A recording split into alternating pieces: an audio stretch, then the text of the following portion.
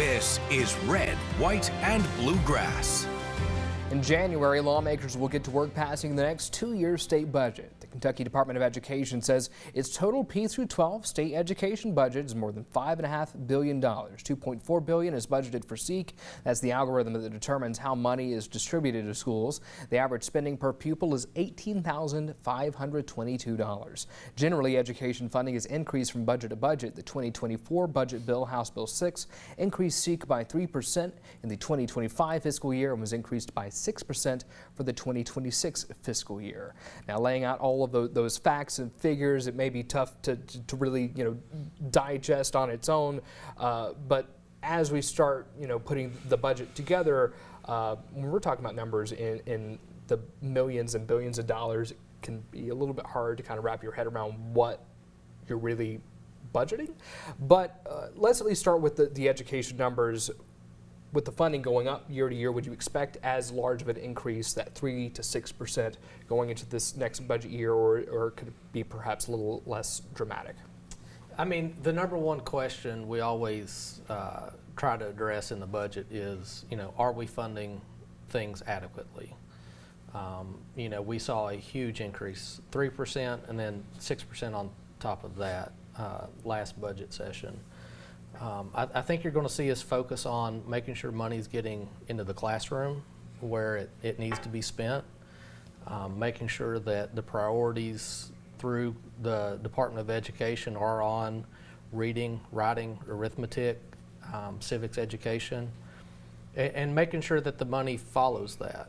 The auditor just released an audit report on KDE that showed that there doesn't seem like there's a great plan. There aren't targets necessarily. And so I think you're going to see all of that addressed. Representative Watkins, what are some Democratic priorities going into the budget session?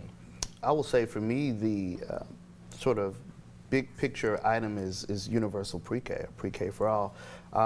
We just talked in previous times about what we do when we find that our students are maybe behind. And there's this question of, do you hold a student back if they aren't reaching sort of reading targets and whatnot? And I think that's more of a reactive downstream approach. We can be very proactive in making sure that our students are prepared to go into school by ensuring that they have early access early on. And I think Universal Pre-K does that. I think we have the money in reserves to do that and make an investment today that's going to impact our workforce tomorrow. And I think for me, I always think, in my colleagues as well, what are we funding that's going to take care of the student and the family all together? And I don't think you can do those independent. I totally agree that we need to make sure money is going into the classroom and that we're having targets and whatnot. I think there are a lot of other things that happen outside of the classroom or before that are also equally important. We heard a lot about raising teacher pay in the last budget cycle. I've not heard nearly as much of a focus on that going into this cycle. You think Universal Pre-K is going to be the big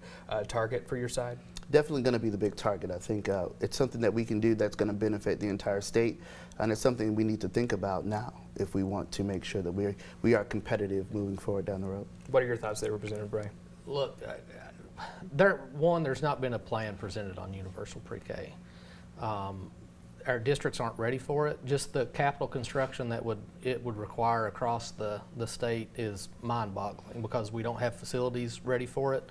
Instead of expanding the scope on education, I think our time would be better spent looking at what the current scope is. When we look at reading proficiency scores across the state in the 30 and 40% range, that's not acceptable for our graduates. So before we expand the scope of education, we need to make sure the product we're turning out upon graduation is acceptable, and I just don't feel like we're there yet.